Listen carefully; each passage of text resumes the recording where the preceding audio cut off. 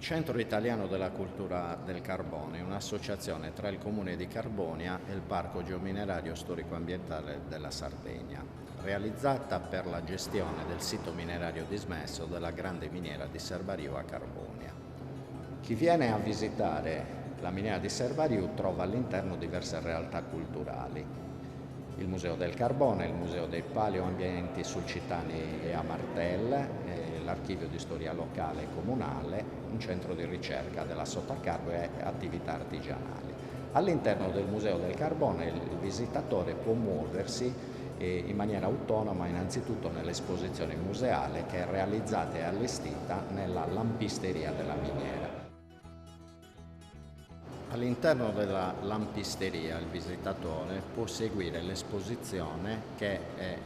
indicata con informazioni bilingue in inglese e italiano e si articola sia da un punto di vista antropologico, innanzitutto con l'arrivo, l'identificazione, la concessione degli alloggi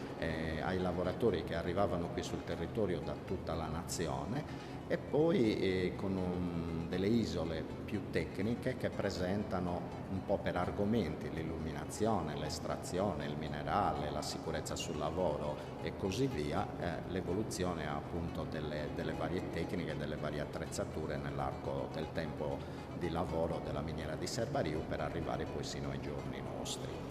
La guida accompagna i visitatori all'interno della sala Argani per illustrare il funzionamento dei macchinari che servivano per la discesa e la risalita sia del personale che del minerale, e poi, dotando le persone di un caschetto protettivo, li accompagna in un percorso guidato di poco meno di 1 chilometro che dura circa un'oretta in sottosuolo. Si tratta di una galleria sotterranea, ovviamente didattica e messa in assoluta sicurezza, dove il visitatore può vedere i vari ambienti che costituiscono una miniera di carbone e vedere e seguire l'evoluzione delle attività estrattive dalla fine degli anni 30 sino alla chiusura delle lavorazioni qui a Serbariu nella seconda metà degli anni 60, per andare poi oltre a approfondire anche le tecniche estrattive attuali meccanizzate.